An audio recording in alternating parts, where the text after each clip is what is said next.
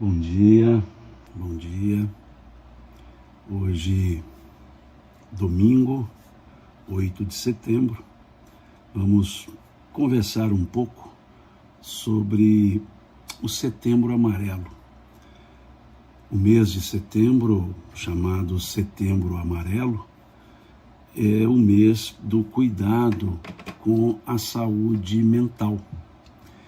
E, óbvio, a saúde mental é algo importante para a nossa vida, porque é o que nos permite enxergar o ato de viver, enxergar o panorama da vida. E esse Setembro Amarelo também fala da valorização da vida, ou seja, chama a atenção para a impropriedade do suicídio. Então, o Setembro Amarelo, ele se nos chega para chamar-nos a atenção sobre a saúde mental e sobre o despropósito, a impropriedade do suicídio. Então, vamos conversar um pouco sobre isso. Tomei a liberdade de fazer essa live aqui no Instagram e também no YouTube para refletirmos um pouco sobre essa característica, ou melhor dizendo, sobre esse tema, sobre a valorização da vida, sobre a saúde mental, a saúde integral. Nós temos que pensar que o modo de viver de cada um de nós tem a ver com a forma que nós enxergamos a vida. Tem a ver com o conceito que nós temos sobre a vida. O conceito que nós temos sobre a vida interfere, influencia ou até mesmo determina o nosso modo de viver, o nosso modo de lidar com os diversos fatos que ocorrem na circunstância chamada viver.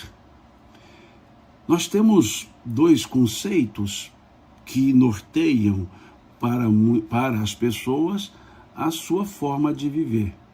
Temos um conceito materialista, temos um conceito espiritualista. O conceito materialista parte do princípio que a vida começa no berço e termina no túmulo. Por que eu digo começa no berço? Porque para o materialista, a vida não está antes do berço, ela não está sequer na gestação. Para o materialista, a partir do momento que a criança nasce, começa a vida. E a partir do momento, e quando a pessoa morre, termina a vida. Então, o conceito materialista estabelece que a vida é um interregno de tempo que vai do berço ao túmulo, mais ou menos numa média 75, 80 anos, isso estimando uma média mais elevada. Então, para as pessoas cujo entendimento sobre a vida é materialista, o que importa é o que se vive nesse interregno de tempo. E para a pessoa materialista, então, a felicidade está no máximo de aquisições, sejam aquisições materiais, aquisições de status, aquisições intelectuais, ou seja, as aquisições nessa vida é que determinam a felicidade. Para essas pessoas não há uma consequência futura que transcenda ao túmulo para os seus atos praticados. E essas pessoas, muitas vezes, entendem que, acabando aqui com a vida física, acabam-se também as consequências dos atos. Por isso, vemos muitas pessoas que se suicidam como uma fuga dos problemas vividos na vida material, como uma fuga a uma vergonha por ato praticado, mas sempre uma fuga, ou uma desistência, dizendo cansei, de viver. E aí dão término às suas vidas. É a visão materialista, achando que dando término à vida material, está se dando término a toda a vida. A vida pelo prisma unicamente materialista gera um certo egoísmo. Um certo egoísmo que faz com que a pessoa ou as pessoas, em regra, em maioria, olhem somente para si mesmas. Interessem-se somente pelos seus próprios problemas. Isso quando não tributam os seus problemas às outras pessoas. As pessoas que vivem sob o prisma materialista dão muita força, ou dão uma força que não existe, mas uma força ao acaso. Tudo acontece de forma fortuita, tudo aquilo que foge ao controle da pessoa é fruto do acaso. A vida para essas pessoas foi um acaso, uma combinação de fatores que gerou a vida. E essa combinação de fatores é a própria vida. A pessoa que vive sob o prisma materialista não consegue divisar uma esperança além daquilo que o olho, materialmente falando, enxerga. Não consegue perceber que o horizonte não é um limite. Não consegue perceber que o horizonte, quando chegamos nele, há um outro horizonte enxergado à frente. A própria estrutura do mundo material não nos permite enxergar o fim, porque não há um fim. O próprio aspecto esférico do globo mostra que é um contínuo. Um contínuo é o devir, que nós chamamos o devir histórico. Um universo material mostra-se infinitamente grande. Um universo que não tem fim e é material. Contrariando a tudo isso, a visão materialista gera uma certa angústia existencial e gera um medo constante de se perder a vida, em vez de se ocuparem em não se perderem na vida, preocupam-se em perder a vida.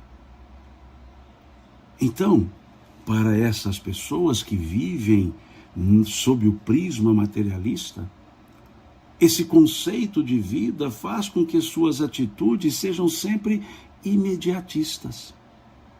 Sempre o agora é o que interessa. Vem um pensamento hedonista, nihilista. Por quê? Porque para esse conceito, a vida é rápida. Para esse conceito, a vida é o resultado de combinações fortuitas. A vida é um aglomerado orgânico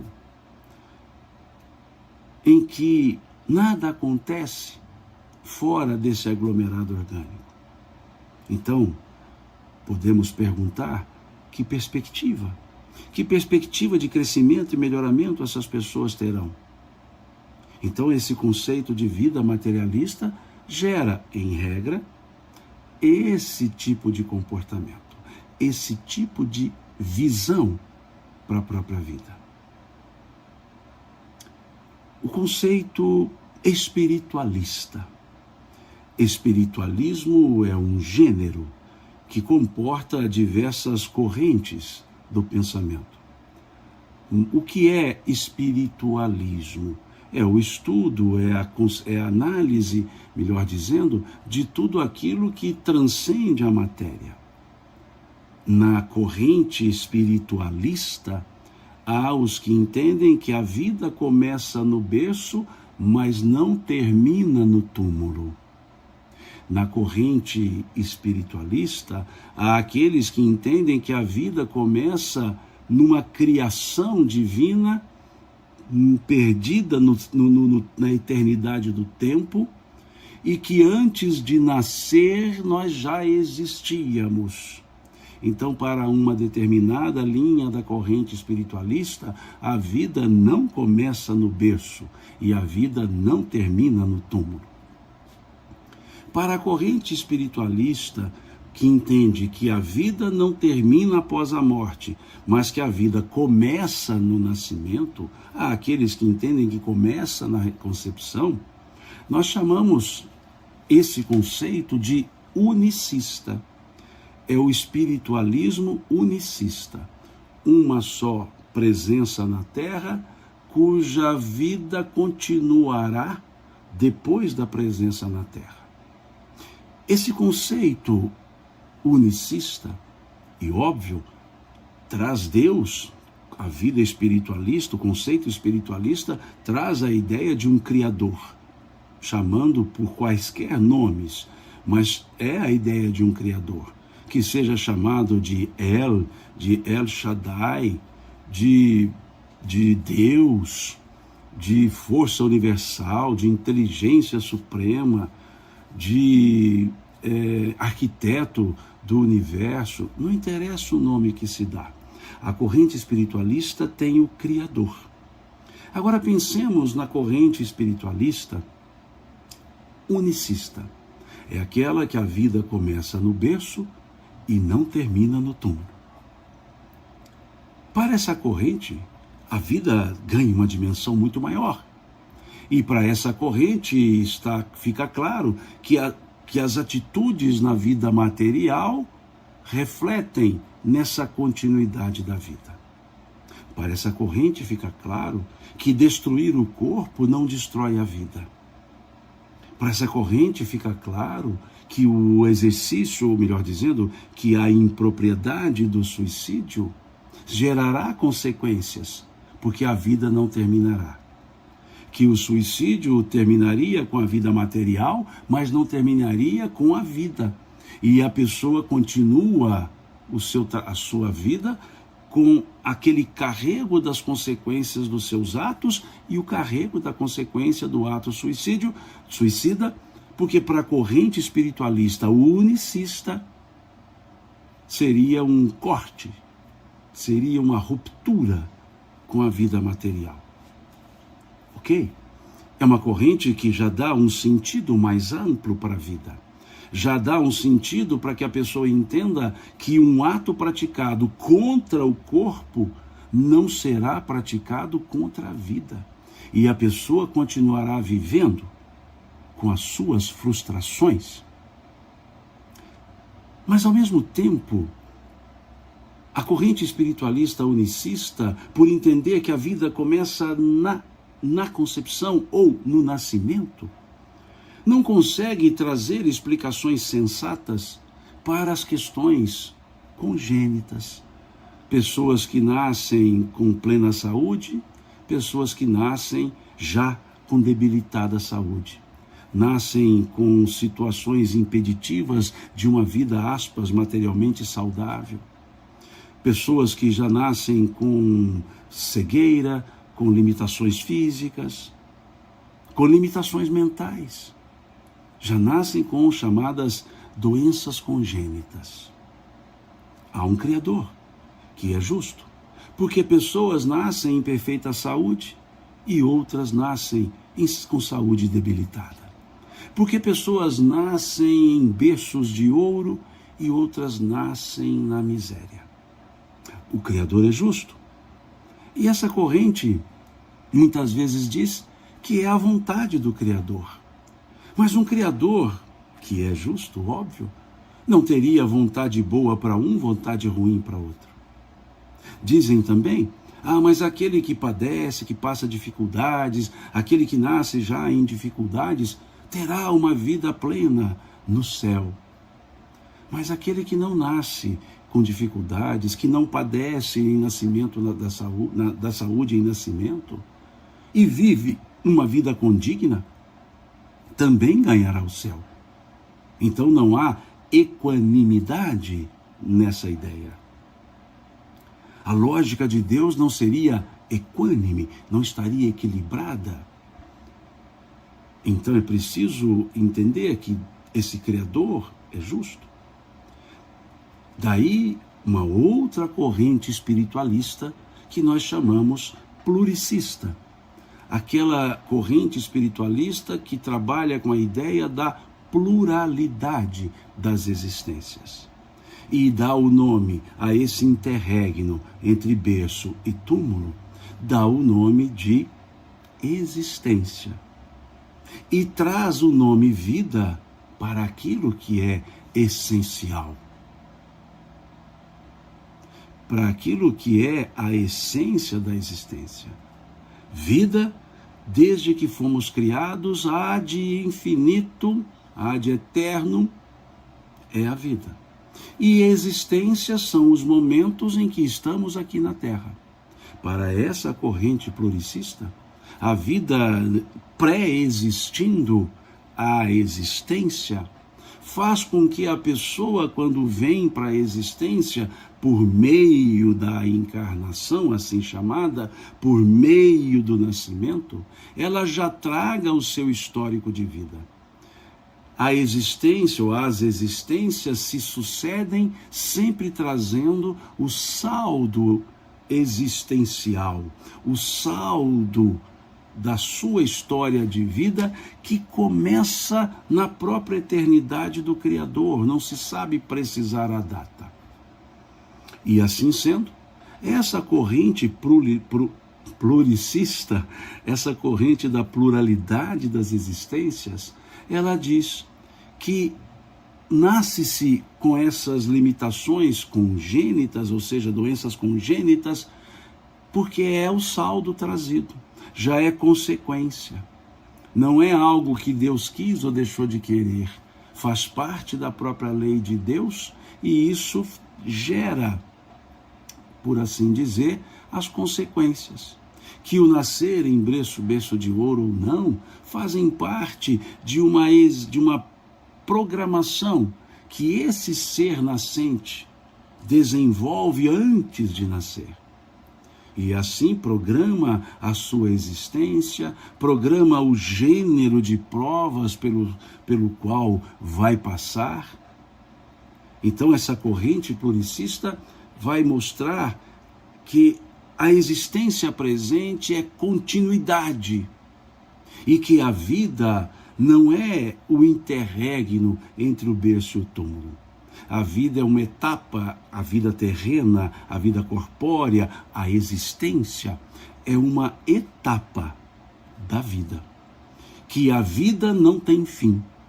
Que o ser pluralista, o ser da pluralidade das existências, não pode dizer nessa vida, na próxima vida, na vida anterior, pois a vida é uma só. Ele pode dizer nessa encarnação ou nessa existência, encarnação anterior ou existência anterior, na encarnação futura ou existência futura, é parte ou são parte da vida. Que a vida, ela existe ora estando na Terra, ora estando fora dela, ora estando encarnado, ora estando desencarnado, como é a linguagem mais aplicável a essa corrente pluricista. E explica melhor, então, os reveses da existência. Explica que os reveses da existência sempre serão frutos dos nossos atos. Ou serão frutos, ou serão ações, serão fatos, melhor dizendo, de existência não controlável, serão fatos de força maior, mas que neles estando há uma similaridade de necessidade, aquilo que o fato gera e aquilo que eu preciso ante o fato. Daí explicar-se certos cataclismos que naturalmente ocorrem, mas que intuitivamente somos levados ou nos levamos a estar próximos àqueles acontecimentos. Os acontecimentos não existem por causa da nossa necessidade. É a nossa necessidade que aproveita os acontecimentos que surgirão. Então, não é um determinismo, como alguns tentam analisar, não é um determinismo. É uma questão pura e simples de leis de atração. Então, tudo o que acontece tem um para quê e tem um porquê. O para quê tem uma função de aclaramento educativo. O porquê é a justificativa da consequência do fato. Então essa ideia faz com que a visão da vida seja mais ampla ainda do que é a visão unicista. A visão fique mais clara, e essa ideia de uma visão mais clara permite à pessoa a interpretar melhor os reveses da vida, a perceber que não há uma injustiça existencial e também a perceber que haverá consequências dependendo das atitudes, ou em função das atitudes que eu tomar. Se as atitudes forem precipitadas, se as atitudes forem não pensadas, gerarão consequências, diria, danosas. Faz com que, ante uma adversidade, a pessoa pense: eu não vou terminar com a minha vida tentando terminar com a vida. Que o ato contra a vida física não tirará a própria vida e acumulará aos atos já praticados e poderá complicar um pouco as consequências. As consequências na vida espiritual e as consequências quando do retorno a uma nova existência. Porque afinal, todos nós temos o nosso histórico de vida. E as existências ou as encarnações serão sempre o saldo da nossa existência, da nossa história. Se eu crio comprometimentos agora, eu terei consequências desse comprometimento. E o ato que contrapõe a existência, o suicídio, denota que há uma falta da consciência do ser espiritualista das consequências. E não deixa de ser, sim, uma fuga. Mas não é mais uma fuga como o materialista pensa, uma fuga que termina. Não. Para a visão espiritualista, e aí sim, na ideia pluricista, entra a visão espiritista, para a ideia então espiritista, é uma fuga comprometedora. Uma fuga comprometedora. Porque compromete a existência presente, que deixou de ser seguida e cumprida. E compromete-se a pessoa a um resgate, a uma necessidade reparatória, não uma punição, a uma necessidade reparatória numa outra existência, num outro momento existencial. Então, o suicídio é inconveniente, é impróprio,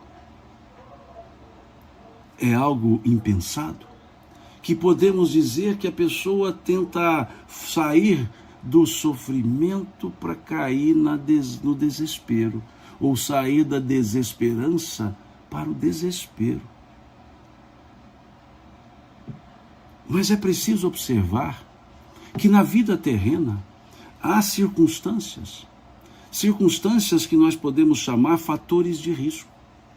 Por isso, os benfeitores espirituais, quando perguntados, questão 957 do Livro dos Espíritos, quando perguntados quais são em geral as consequências do suicídio, eles responderam que as consequências do suicídio são variadas e sempre depende das causas que levaram ao suicídio. Vejam a resposta deles, que as consequências são variadas, mas sempre depende da causa que levou. E eles dizem que a única consequência a qual o ser dela não escapará é a frustração, é a decepção de se ver vivo. Porque a pessoa quis acabar com a vida e a primeira coisa que ela percebe depois do ato é que ela continua viva. Porque ela destruiu o corpo material. Mas o corpo material é a sua vestimenta. e não a própria pessoa. E a primeira consequência do ato suicida é a pessoa decepcionar-se porque se vê viva. Então é um ato inócuo no objetivo de acabar com a vida, mas um ato que tem as causas, e que essas causas são variadas, e que precisam ser analisadas, precisam ser observadas, e muitas vezes cuidadas como elemento profilático, para que a pessoa recupere essa consciência, essa visão de vida, e desista de praticar o ato cuja consequência não será aquela que ela imagina. Nós temos que observar que há fatores de risco, e é preciso olhar com carinho e atenção a esses fatores de risco. Fatores de risco como transtornos mentais, que gera transtornos comportamentais.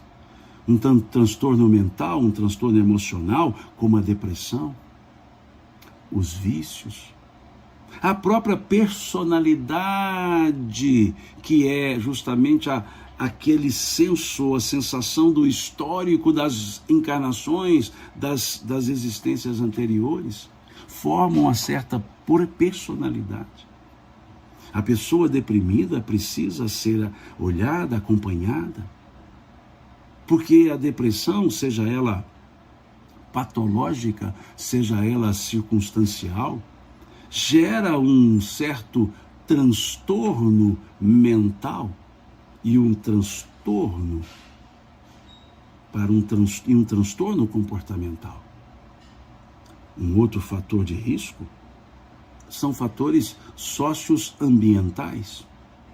Pessoas que vivem em uma pressão social de extremos econômicos, pessoas que perderam o senso de utilidade para a vida em sociedade, pessoas que vivem num isolamento social, são fatores de risco. Pessoas expostas aos suicídios de outras pessoas. Por isso, sugere-se que não se divulguem notícias sobre suicídio, porque aquela pessoa que está no limiar daquela sensação emocional e nesse desequilíbrio, por assim chamar, psicológico, esse noticiar de que outros estão praticando faz com que essa pessoa tenha um certo incentivo para praticar o ato. São fatores socioeconômicos. Há uma estatística que diz que a maioria dos suicídios acontece entre os 15 e 35 anos de idade e depois dos 75 anos de idade. Veja, entre 15 e 35 anos, eu diria que é o período de maior pressão. É o período em que a pessoa está, por assim dizer, sob esses extremos econômicos, buscando a sua afirmação profissional, buscando a sua afirmação social, pessoas com alto poder de trabalho e dando o máximo, comprometendo muitas vezes a sua própria saúde, pessoas que estão ali constituindo famílias, pessoas que são cobradas, se não pela família, pela sociedade. Aquele jovenzinho, aquele adolescente que está ali saindo do ensino médio com todas as suas dúvidas existenciais e buscando um curso superior, muitas vezes imposto pelos pais, ou na dificuldade de saber qual curso. Aquele que sai da faculdade e não se sente preparado para, aspas, o mercado de trabalho. Aquele que viu que na sua formação não foi suficiente e vem a pressão muitas vezes dos pais cobrando uma atitude. Aqueles jovens que não se casaram, mas estão lá com seus 30 anos de idade e os pais pedem para que ele saia de casa para poder tocar sua vida. Pressões sociais. Por isso a estatística mostra que a maioria dos suicídios ocorre entre os 15 e 35 anos e depois dos 75 anos. Porque depois dos 65 anos, também há um aspecto sociológico em que a pessoa se sente improdutiva. São aqueles que se aposentaram, têm até uma renda boa, mas perderam o senso de utilidade. Não se sentem úteis. Alguns até lá no auge dos seus 60, 65 anos, querem voltar ao mercado de trabalho e as empresas não os olham como sendo pessoas, aspas, produtivas. Esses fatores contribuem para um desânimo existencial, contribuem para o suicídio, contribuem, não determinam, mas contribuem. Esses fatores socioambientais. Os fatores psicológicos também são contributivos. Perdas materiais, perdas profissionais, perdas humanas. Porque muitos até dizem, espiritualistas e muitos espiritistas dizem, mas não pode falar que perdeu alguém, porque ninguém perde ninguém, ninguém é dono de ninguém. Essas pessoas não entenderam que o perder alguém é a força de expressão, é a expressão idiomática para dizer perdemos a convivência. Perdemos a oportunidade de um afago, de um toque. Perdemos a oportunidade de enxergar, de ouvir aquela pessoa. Perdemos a oportunidade de dialogar, de buscar ali amparo e de dar amparo. Por isso, o próprio codificador da doutrina espírita utilizou-se do termo perda. Lá no capítulo 5, por exemplo, do Evangelho segundo o Espiritismo, tem lá a perda de entes queridos. Então, sim, é uma perda. É uma perda não da existência daquele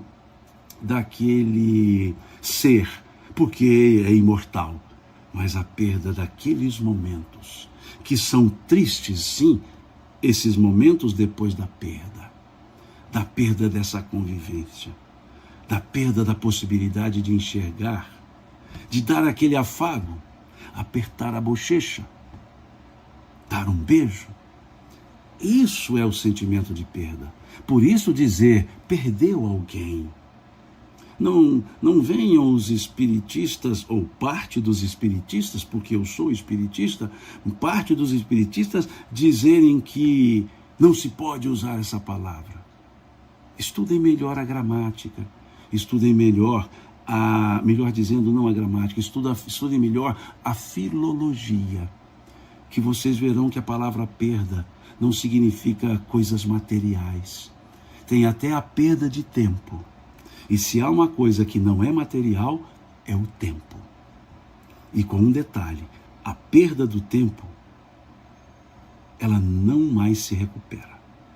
Então sugiro aos que fazem a crítica que estudem um pouco de filologia, origem das palavras, etimologia, significado das palavras. Porque a perda, ela é um fator altamente forte para uma desistência da existência. E outro fator psicológico, uma conturbação familiar. Uma conturbação familiar também é fator contributivo, porque a família é onde nós buscamos o nosso porto seguro. É onde tentamos, ou melhor, é onde edificamos a nossa personalidade. É onde nos voltamos, é para onde nos voltamos na busca do auxílio.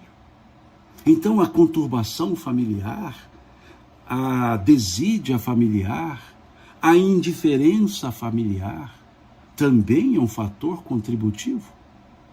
Também é um fator contributivo para o fator de risco para a ideia suicida. Também é. Nós temos então ainda nessas condições psicológicas datas marcantes E essas datas marcantes muitas vezes evocam uma sensação de desamparo da pessoa que ficou pela saudade da pessoa que voltou para o mundo espiritual. A data do aniversário do ente querido que voltou ao mundo espiritual, a data da própria desencarnação, outras datas comemorativas podem afetar aquelas pessoas que já trazem transtornos comportamentais, emocionais, melhor dizendo. A falta das relações, por assim dizer, humanas, que geram esse isolamento. Então percebamos que há fatores contributivos, fatores de risco para o suicídio, transtornos mentais, socioambientais, psicológicos, fatores, vamos dizer, condições clínicas até, uma saúde debilitada, condições clínicas incapacitantes, também são fatores de risco. Por isso, então, os espíritos lá na questão 957, os benfeitores espirituais, disseram que várias são as causas do suicídio. Por isso, várias serão as consequências do suicídio. Não necessariamente a pessoa terá a mesma consequência que uma outra pessoa. E aí abre um parêntese, ou parênteses. No meio espiritista, no meio espírita, vemos pessoas que quando falam do suicídio, falam da consequência danosa, como se aquela consequência fosse igual para todas as pessoas. E dizem, não, mas lá no Memórias de um Suicida fala isso. Sim, fala da consequência daquele que narrou o livro, daqueles citados no livro. Mas não quer dizer que é a mesma para todas. Uma pessoa no alto grau de lucidez espiritualista se suicida, e uma pessoa num alto grau depressivo, sem os controles da sua faculdade mental, se suicida, as consequências não podem ser as mesmas. Há elementos atenuantes do fato. A justiça de Deus não é justiceira, a justiça de Deus é justa. E isso é o que está escrito na questão 957 do Livro dos Espíritos. As consequências são variadas, mas sempre em conformidade com as causas que levaram ao suicídio. Por isso tenhamos cuidado ao analisar, ao conversar com pessoas cujo parente ou um ente querido tenha se suicidado. O que se espera é um acalento e não uma ampliação do sofrimento. Não há aquela pessoa que possa garantir que a consequência será A, B, C ou D. Pode dizer, como os espíritos disseram nessa questão 957, pode dizer que a decepção será uma consequência. A decepção de se ver viva aquela pessoa. Porque é frustrante e decepcionante a pessoa tentar acabar com a vida e a primeira coisa que ela vê é ela viva novamente. Ou continuando. Porque a vida não tem fim. Então sim, essa consequência é para todos. Todos, todas as pessoas. Mas quaisquer outras consequências dependerão da causa, dos fatores que levaram ao suicídio. Então pensemos, esses fatores de transtornos mentais, comportamentais, fatores socioambientais, psicológicos, condições clínicas incapacitantes, todas devem ser observadas para isso. Mas o ponto forte é o acolhimento. O acolhimento das pessoas que estão passando por essas questões, estão passando por esses fatores de risco. O acolhimento das pessoas que ficaram, e no mundo espiritual, o acolhimento dos que lá chegam. Um acolhimento importante, coisa simples. Ouvir com atenção aquela pessoa que veio conversar. Muitas vezes, o tempo despendido para ouvir aquela pessoa pode ser fator decisivo para que ela não pratique o ato suicida. Ela se sinta ouvida, vista, percebida, acreditada, considerada. Isso não custa. Isso valoriza o tempo daquela pessoa e daquela outra que a acolhe, que a ouve. Por isso a importância dos diálogos fraternos. Diálogos em que a pessoa mais ouve do que fala, porque está permitindo a outra se mostrar. Uma linguagem mais corriqueira, desabafar. E está permitindo a essa outra pessoa também ouvir. E essa outra pessoa que é ouvida, ela se sente valorizada. O acolhimento com o exercício da empatia. Colocar-se no lugar da outra pessoa. Uma pessoa que está em sofrimento, uma pessoa que está com dificuldades,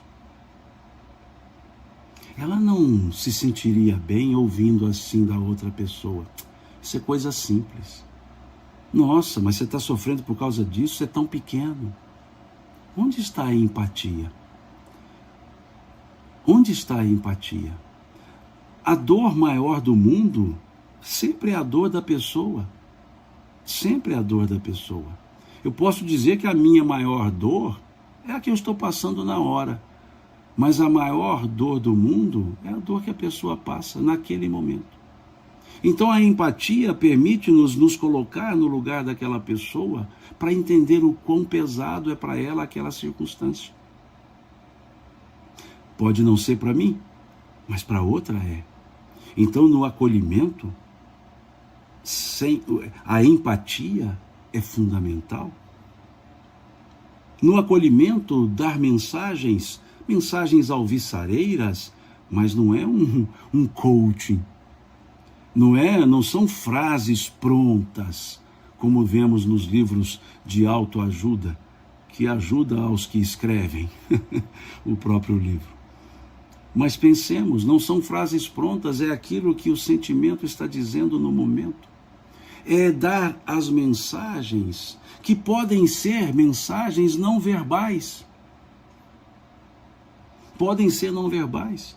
Aquele olhar atencioso é uma mensagem. Aquele abraço. Até a desconhecidos. Ontem ouvia da minha esposa isso. Coincidentemente, passando na porta de um velório, percebeu uma pessoa saindo chorando. Não sabia quem era essa pessoa, mas teve aquela vontade que não conseguiu segurar, de abraçar aquela outra pessoa. E foi lá e abraçou. Abraçou e disse: conta comigo, Deus abençoe. E seguiu. É uma mensagem. A mensagem verbal também, mas uma mensagem verbal que respeite o momento que a pessoa, o momento pelo qual a pessoa passa. É importante. Não aquelas mensagens de não é nada não. Isso passa. Isso passa, é uma frase bonita. É uma frase que os espíritas colocam até pregada em lugares visíveis. Isso passa. Eu entendo, todos entendemos. A pessoa que sofre entende que passa. Mas o duro é até passar. A dificuldade é o durante. Não está no devir, não está no depois, está no durante. E é preciso que a pessoa entenda que naquele durante a tristeza vai permanecer, mas ela pode enxergar um futuro no isso também passa, mas não pode ser o isso também passa um mantra. A gente diz aqui em Minas isso, tudo passa, o duro é até passar. E esse duro até passar é o momento. Dizer para uma pessoa cujo ente querido faleceu, dizer, não chore. Ela vai dizer, você sente o que eu sinto? Ele era um ente amado por mim, por você não. Então não tem que se dizer, não chore, tem que se dizer, conte comigo. Chore enquanto o seu choro lhe é útil. Como assim o choro útil? Enquanto houver a tristeza.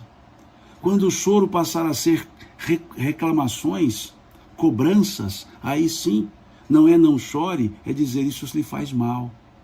Mas enquanto o choro é tristeza, é uma demonstração de amor por aquele que foi, por aquele que voltou. Esse choro é como uma prece dizendo àquele, tenho saudade de você, mas é o choro da tristeza e não da cobrança e do desespero. Diferente daquele choro que diz, você me fez raiva ao ir embora, você tinha que ter ficado, você não podia ir antes de mim. Isso não é choro, isso é cobrança. Mas é preciso ter a empatia para lidar com isso. É preciso deixar de lado essas frases prontas e construir a frase do momento. E uma frase que tem a ver com aquilo que a pessoa está lhe contando. Não desmereçamos a dor alheia. Não diminuamos a dor alheia.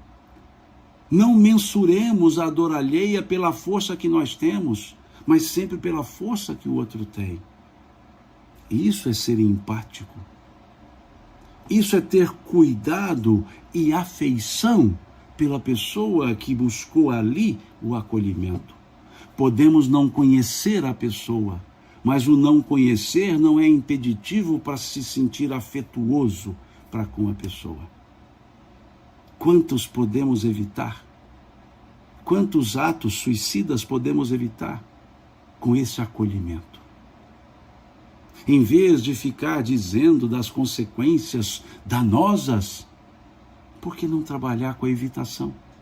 E para os que aqui ficaram, imagina chegar para aquele que aqui ficou e dizermos, o seu ente querido está sofrendo no mundo espiritual. Não. Basta dizer, olha, frustrado ele está, mas as consequências são várias e a misericórdia de Deus nunca fica aquém da justiça de Deus. O histórico de vida não fica anulado pelo ato sozinho. Ele vem para o conjunto. Ele vem como mais um ato somado aos que não deveria, mas comparando-os aos atos bons que praticamos. Voltemos a entender, ou a dizer, volto a dizer, nós sempre somos avaliados pelo saldo. Pelo saldo. E olhemos bem esses fatores contributivos. A reentrada no mundo espiritual, ou melhor dizendo, a sensação que se tem quando da reentrada no mundo espiritual, depende.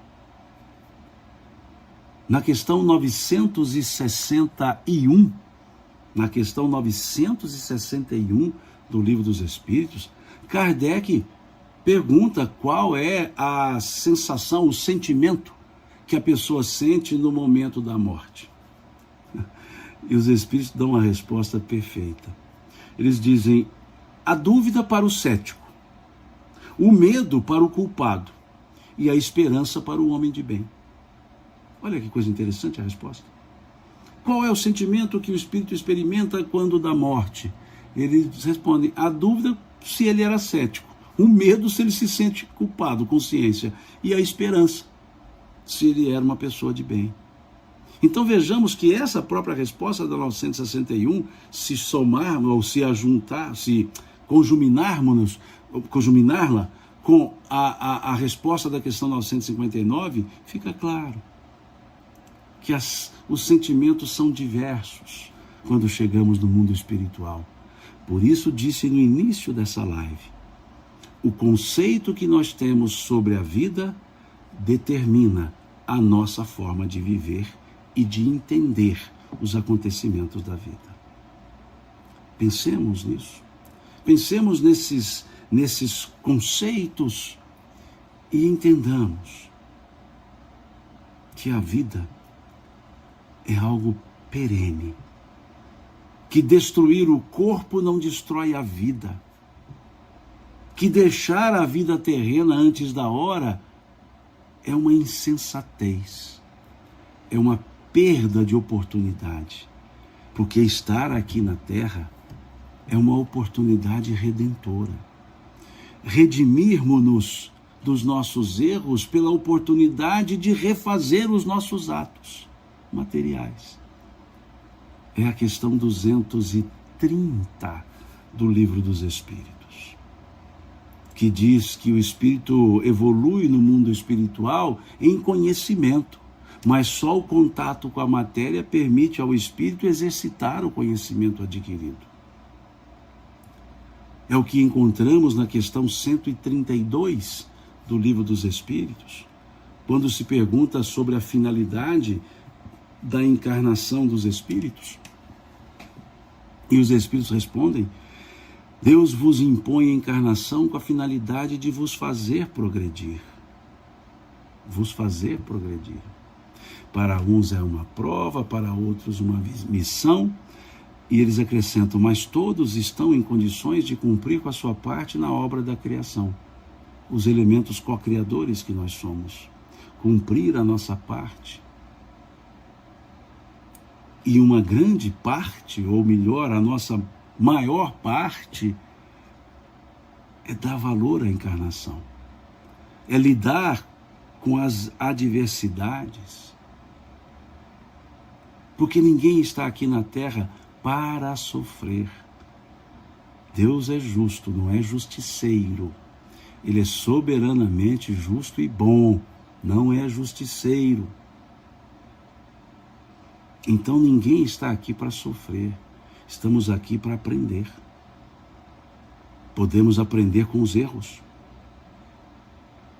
Podemos aprender com as adversidades. Podemos aprender com a conduta rétida. Podemos aprender com as outras pessoas. A fazer o que elas fazem ou a não fazer o que elas fazem. Ou a fazer o que elas não fazem. Mas sempre são espelhos que nos servem de aprendizado. Então pensemos melhor nisso. Estar na Terra é uma oportunidade redentora. Por isso o suicídio é um descumprimento de um contrato com o Criador, que nos permitiu voltar à Terra. E quando voltamos, fizemos toda uma programação. Fizemos toda essa programação, inclusive sabendo das possíveis adversidades, ou das prováveis adversidades. Questão 258 do Livro dos Espíritos. O espírito tem consciência daquilo que lhe sucederá durante a existência corpórea? E eles respondem sim, ele mesmo escolhe o gênero de prova pelo qual deve passar.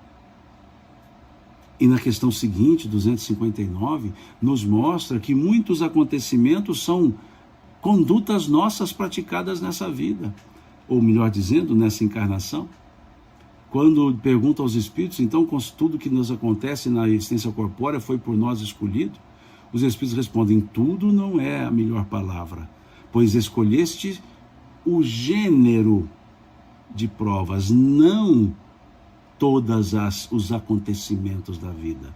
As coisas comezinhas são frutos do teu livre-arbítrio. Então nós temos liberdade de redirecionar nossa existência. Nós temos liberdade de não cumprir o combinado. Mas se nós escolhemos o gênero, nós também escolhemos as formas de lidar com esse gênero. Talvez nos falte, nos momentos de adversidade, parar um pouco e buscar na intuição os recursos, as ferramentas que nós também trouxemos quando escolhemos o gênero de provas. Por isso aquela frase de Jesus é muito forte, quando ele disse: meu Pai não coloca fardos pesados em ombros fracos. É fácil entender isso quando se entende que escolhemos o gênero de provas. Ou seja, se escolhemos um gênero, nos capacitamos para esse gênero. Então as forças serão sempre diretamente proporcionais ao gênero de provas que escolhemos.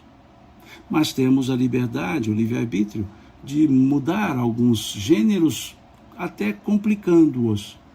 E talvez isso pese um pouco mais. Mas são sempre consequências dos nossos atos. Volto a dizer, até os atos de força maior, os casos fortuitos, os fenômenos da natureza, não existem por nossa causa, existem pela própria revolução da natureza. Mas estar junto a eles não foi o fenômeno que chegou até mim, fui eu que cheguei até o fenômeno, por um processo de escolha intuitiva prévia.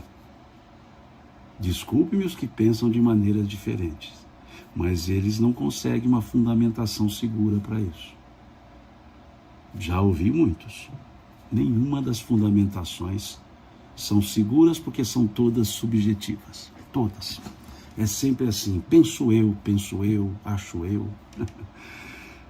E os espíritos... Tem até aqueles que dizem que os espíritos responderam errado porque eles não sabiam. Há muitas questões que os espíritos não sabiam e eles não responderam. Eles dizem, como por exemplo, quando se perguntou, questão lá 83 do Livro dos Espíritos, qual a origem dos espíritos, eles disseram, nós não sabemos, isso para nós é um mistério. Então, quando eles não sabiam, eles não respondiam, só respondiam quando sabiam. Nenhum espírito era pseudo-sábio quando respondeu às questões feitas. Então, falta fundamento para dizer que erraram nas respostas. Podem ter dado respostas incompletas por fruto do tempo, por falta de capacidade intelectiva, e deixaram mais para frente, quando o conhecimento ampliasse e descobrissem coisas, voltarem numa resposta. Mas é isso. Então olhemos a vida com esse olhar, que é uma oportunidade, a vida material, que é uma oportunidade redentora. É uma oportunidade individual. Por isso, não invejemos a vida de ninguém. A melhor vida do mundo será sempre a da pessoa. Eu posso dizer que a melhor vida do mundo é a minha, porque só eu posso vivê-la. A melhor vida do mundo é a de vocês, pois só vocês podem vivê-la. Ninguém pode viver a vida de ninguém. Então valorizemos a nossa vida, porque é ela que foi, a vida material, porque é ela que foi construída, costurada, projetada por nós e os benfeitores espirituais antes de aqui chegarmos. Só nós temos os recursos. E um dos recursos é buscar ajuda. Não sejamos vaidosos, prepotentes, achando que não precisamos de ajuda. Não sejamos orgulhosos, achando que não podemos dar ajuda. Todos nós podemos ajudar, todos nós podemos pedir ajuda. Ninguém é autossuficiente nessa encarnação. Ninguém é autossuficiente na existência. Todos nós precisamos de auxílios. Todos nós podemos dar auxílios. Nesse mês, então, do Setembro Amarelo, em que se convergem os pensamentos para a saúde mental e para a valorização da vida, reposicionemo-nos em termos de conceito existencial e saibamos que a vida material não é a minha vida integral, que ela é uma parte da minha vida e que eu continuarei vivendo como já vivia antes de estar aqui e depois de estar aqui. E dizia um filósofo, Hazari Pal, ele disse certa vez assim, uma vida nada vale, mas nada vale uma vida. Nada vale uma vida. Ou seja, nada é tão importante quanto viver essa existência com a dignidade daquele ser que diz: vou até o final. Com problemas, sem problemas, e apesar dos problemas, vou até o final. Para podermos dizer, como disse o apóstolo Paulo: combati o bom combate, corri a carreira, sou vencedor. Combati o bom combate, cumpri a carreira, ou seja, o caminho todo eu cumpri, sou vencedor. Nas dificuldades, digamos isso: combatamos o bom combate, cumpramos a carreira, porque aí sim podemos voltar ao mundo espiritual na hora certa, com um repositório na consciência que a deixará tranquila. Agradeço a vocês por esses 60 minutos aqui me ouvindo. Vi aqui várias mensagens no Instagram, mas eu não pude respondê-las, as perguntas, dada ao raciocínio desenvolvido e dada a velocidade com a qual elas passam aqui no Instagram. E alguém perguntou se também está no YouTube. Sim, também está no YouTube essa live. Eu sempre coloco nos dois locais, no Instagram e no YouTube. Fiquem à vontade para assistir, para reproduzir, para baixar se quiserem. Muitos até dizem: Simão, você me permite baixar o seu vídeo e compartilhá-lo? E eu sempre respondo: não precisam nem me pedir, fique à vontade. Se eu coloquei numa plataforma pública, não tem direitos autorais. Fiquem à vontade. Se a fala for boa, compartilhem. Se acharem que não, deixa quieta lá na rede social, sem problema nenhum. E numa outra oportunidade, voltaremos a fazer live. Vi pessoas perguntando sobre o estudo do Livro dos Espíritos. Eu vou tentar fazer uma playlist colocando esses estudos em ordem. Eu não estou conseguindo o tempo necessário para isso, mas vou tentar, porque pessoas dizem: eu achei, mas não achei a outra, não vi a sequência. Eu vou tentar fazer como eu fiz no estudo do livro O Céu e o Inferno. Vou tentar, mas são muitas lives, foram quase 2 anos, então eu não estou tendo tempo ainda, tá? Mas também, na medida do possível, eu venho aqui uma live um dia à noite ou domingo pela manhã, sendo possível. Vejo aqui a Simone perguntando se essa live fica salva. Sim, aqui no Instagram e no YouTube. Muito obrigado a vocês, muito obrigado mesmo. Um bom domingo, uma boa semana, e mantenhamos na nossa mente essa ideia paulina: combatamos o bom combate e cumpramos a carreira. O detalhe deixamos para Deus, que é uma fala do Espírito Emmanuel. Ele diz assim: se tu queres vencer na vida, trabalha e deixa Deus decidir. Mas não trabalhes pensando somente em resultado. Trabalha o mais que puderes. Trabalha o mais silenciosamente que puderes. Trabalha o mais amorosamente que puderes. E deixa o resto para Deus, que te deu a chance de viver e servir. Fica essa mensagem para nós. Até uma outra oportunidade, se Deus quiser. E como mineiro, Deus lhes pague.